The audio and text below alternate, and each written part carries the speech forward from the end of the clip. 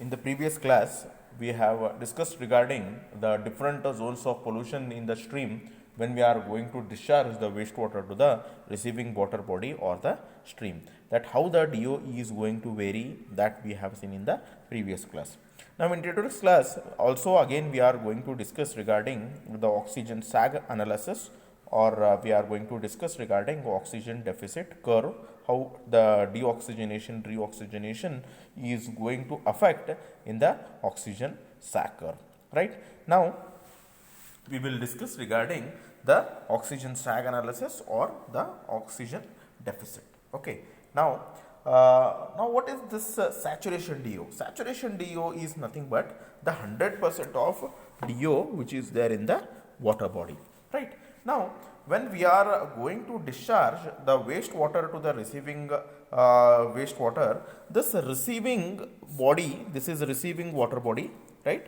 And when we are going to discharge the wastewater to this, what is going to happen? The DO is going to reduce, right? Now, this DO in the receiving water body, right? Initially, it won't be at the, it won't be to the maximum level, right? So, this particular oxygen deficit graph, what I have drawn is, it is against with the distance and the dissolved oxygen. Now, what is going to happen here is, when we, before discharging to the wastewater to the receiving water body, the receiving water body will not be having 100% of the DO, right? It won't be having 100% of the DO. Why is? Because might be the wastewater has been already discharged to it, and due to that, during the self purification process, again this particular receiving water body might be have already polluted. So if it is clear, then it might be having 100% of the saturation DO, but if it is already polluted, it won't be having the 100% of the saturation DO or the 100% of the DO. So initially what is going to happen is, initially it will be having some amount of DO, right? When you are going to discharge the wastewater to the receiving water body, right, whatever initially the oxygen was here, right, but when you are going to freshly, you are going to discharge the wastewater to the receiving water body, what is going to happen is, the receiving water body, it will be having some quantity of DO, right? Due to the decomposition of the organic matter, right, initially the DO is going to be get consumed by the microbes in order to decompose the organic matter. So whatever the oxygen consumed by the microbes, due to that there will be reduction in the DO is going to occur in the receiving water body. So that reduction we call it as an D naught, right? That reduction we call it as an D naught. Now when this particular receiving water body, suppose if it is flowing, as I have told, the receiving water body might be, you have here, you have discharged the wastewater, and this receiving water body, it is continuously, it is going to be flowing. Now when it is going to be continuously flowing, right, what will happen here? The due to the continuous flow, right, the receiving water body will be again continuously, it will be in a contact with the air, right? So what will happen is, right, there will be continuous continuous interaction of the surface atmospheric oxygen with this particular water. Now what will happen is, when you are going to discharge the wastewater to the receiving water body, it is going to travel some distance like this, right? The wastewater will, the receiving water body will be traveling, right? Now what will happen is, here as it travels, right, as it travels, there will be a decomposition of the organic matter will also be there, and at the same time the oxygen is going to be also supplied to the receiving water body. So at one point, right, this DO content of the receiving water body, due to the decomposition of the organic matter, what is going to happen? It is going to reach its minimum DO content. That is, we call that critical, we call that particular point as a critical point, where there is a minimum DO content will be getting observed, right, into the receiving water body. That particular point we call it as an critical DO. We call critical point, or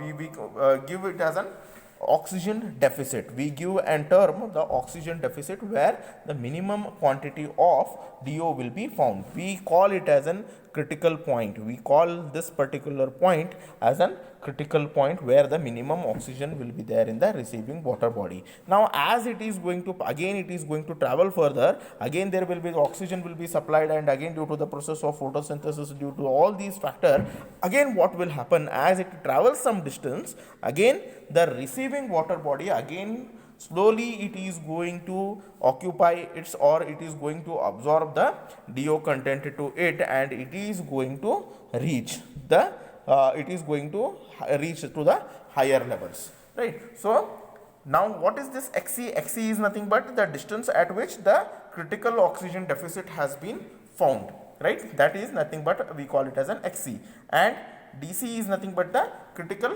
oxygen deficit, or the critical point, or we call it as an oxygen deficit. Now the saturation oxygen deficit can also be defined as the difference between the saturation DO minus actual DO, right? It is the difference between the oxygen deficit is nothing but the difference between the saturation DO minus actual DO. Minus actual DO means at what particular distance how much quantity of DO is there, that we call it as an actual DO. So this is your oxygen deficit. Oxygen deficit is nothing but we also call it as a shortage of oxygen in the receiving water body. That is the meaning of that. It is the difference between the saturation DO minus actual DO, whatever is there. So we call it as an oxygen deficit. Now in your examination might be, normally this question will may also be asked, explain the zones of pollution with the oxygen sac curve. This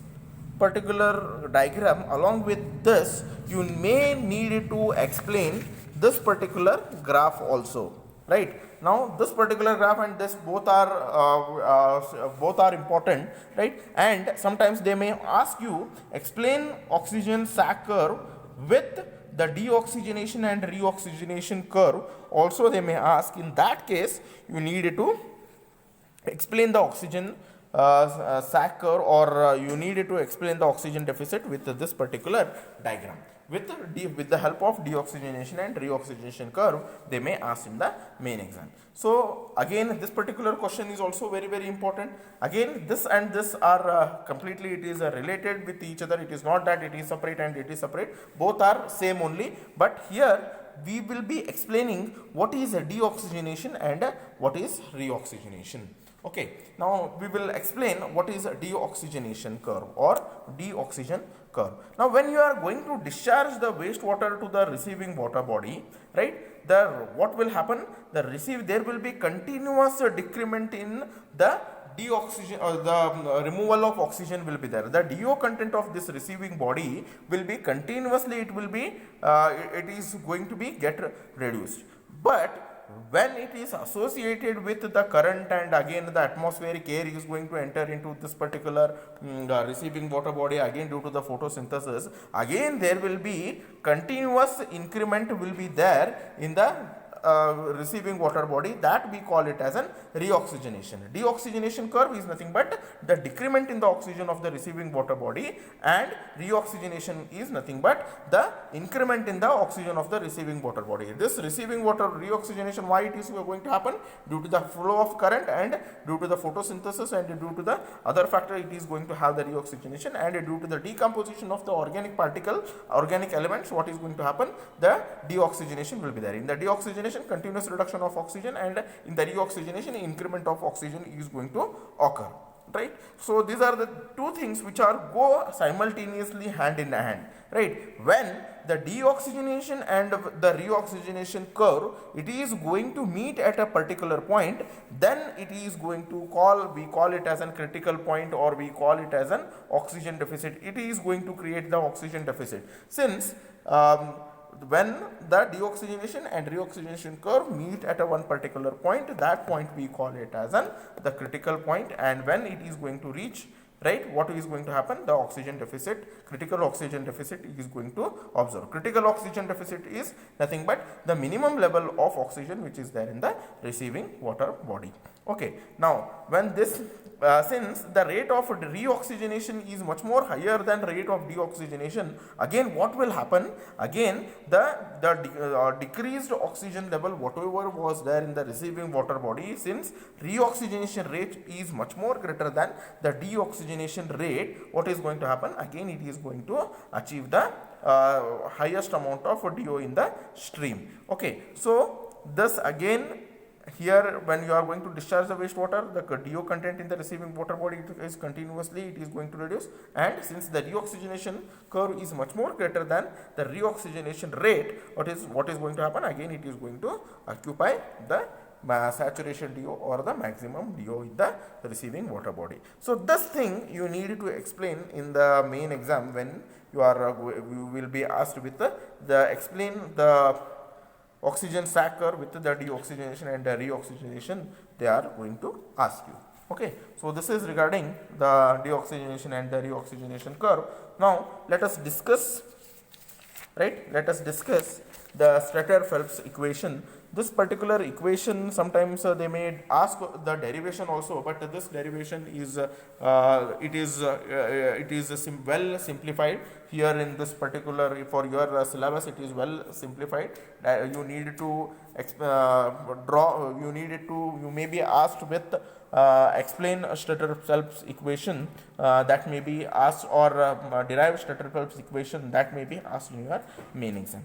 Okay, so let us discuss regarding the Stater-Phelps equation. Right, this Stater-Phelps equation, it is dependent on your oxygen sac curve analysis by superimposing both the deoxygenation and the reoxygenation curve that we have discussed in the just now. Okay, so Stater-Phelps equation, it is derived from your deoxygenation and the reoxygenation constant. Okay, now here in this particular Stater-Phelps equation, we are going to have the relation with the d dt divided by dt is equal to f. It is nothing but it is going to show that f shows the deoxygenation and the reoxygenation, or this f can also be written by the rate at which the deoxygenation and reoxygenation is going to occur.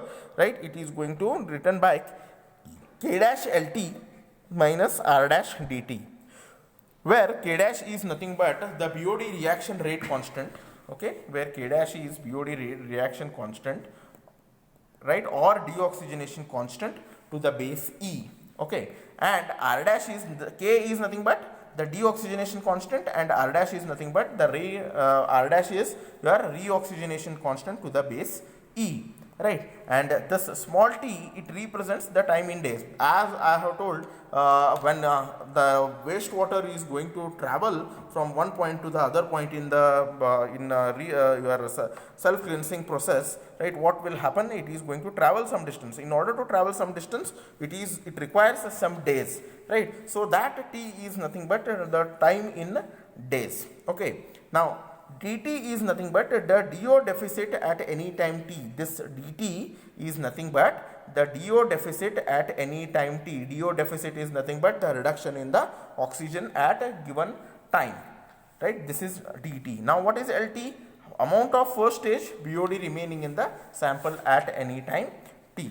Now, but we also know, already we know that LT is equal to L naught e raised to minus k dash t. Right, where L naught is BOD remaining at a time t.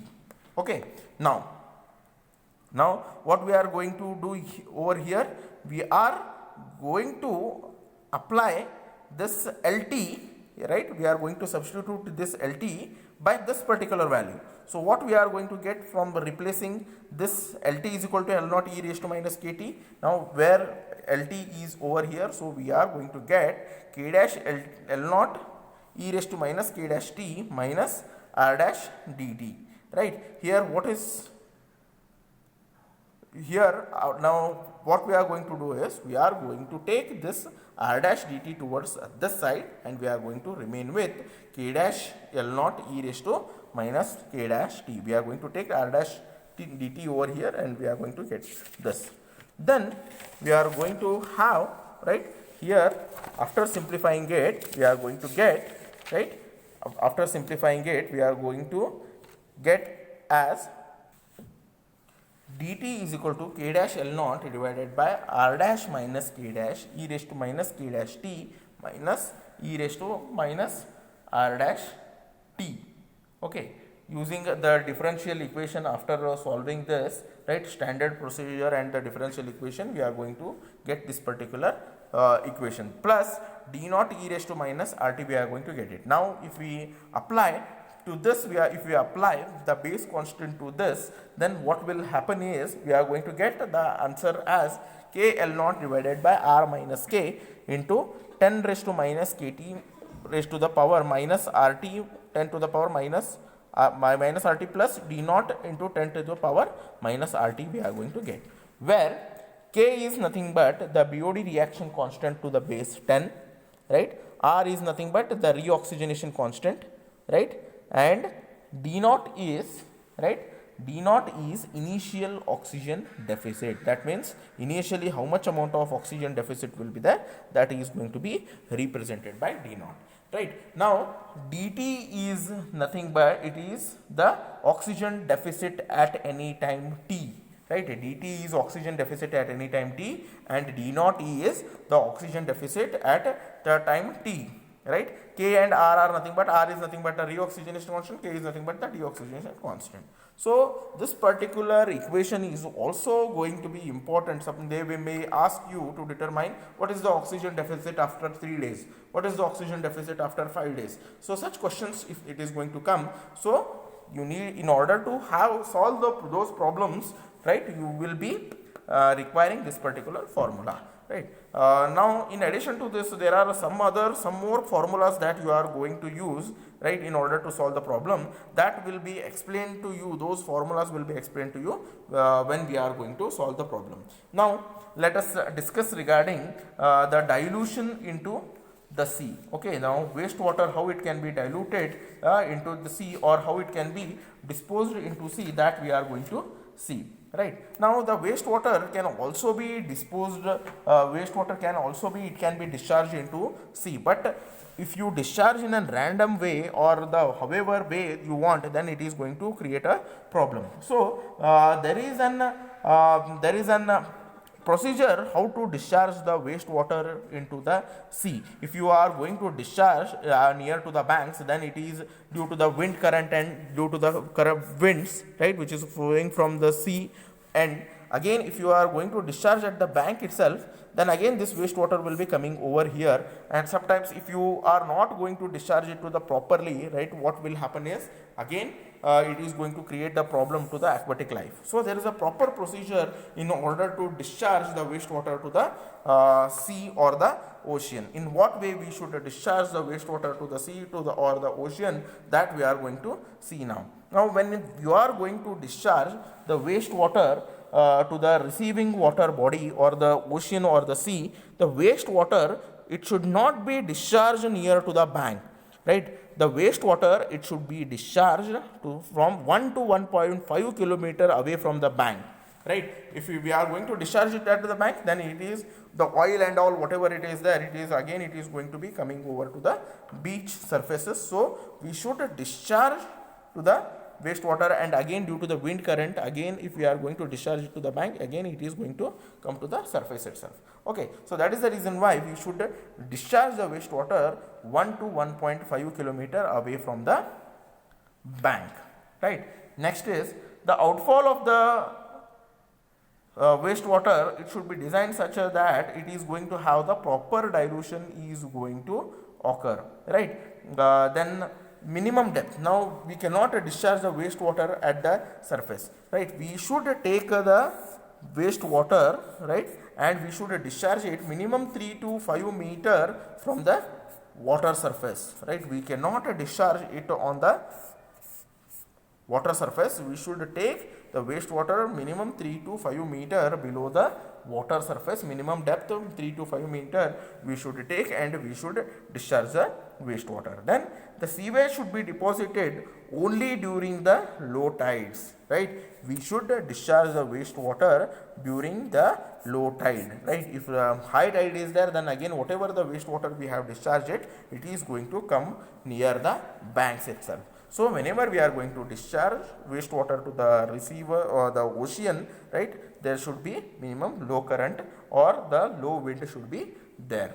Then while deciding the position of the outfall, the direction of the wind velocity and the direction of ocean current, it should be known to you. Okay, so this is regarding the wastewater disposal into sea. Now we are going to discharge the wastewater to the land. We can dispose it to the land also, right? But when we are going to dispose it to the land, we should take of the some of the precautions, right? Now the disposal of the wastewater by the land treatment, right? This is what we are going to discuss now. When we are going to discharge the wastewater to the land, right, what is going to happen if there are some amount of the solids are there, then what will happen?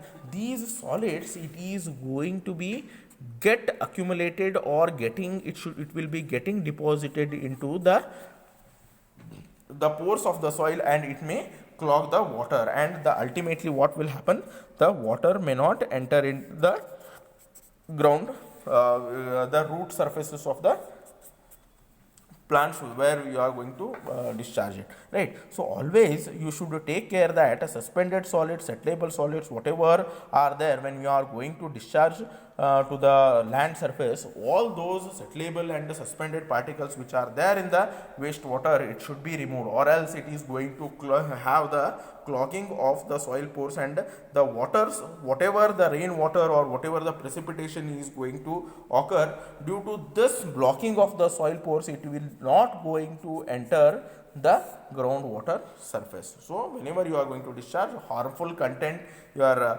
toxic elements, harmful contents along with the suspended and dissolved particles, it should be removed. It should be dissolved, or the suspended and settleable particle, it should be removed when you are going to discharge the wastewater to the land surface. Then we will study regarding the sewage sickness, right? Now when we are going to discharge the wastewater to the land, right, again as I have told, the soil is going to have some pores, right? Soil is going to have some pores. If you have disposed the wastewater to the land, right, with having the suspended and the settleable solids, if it is there, then what is going to happen is all these suspended and the settleable solids, it is going to be get accumulated and getting arrested into the soil pores. And then due to this soil pore, due to this, what will happen is, right, the suspended and settleable solids, it is going to be get arrested, and if you are going to apply the water is not going to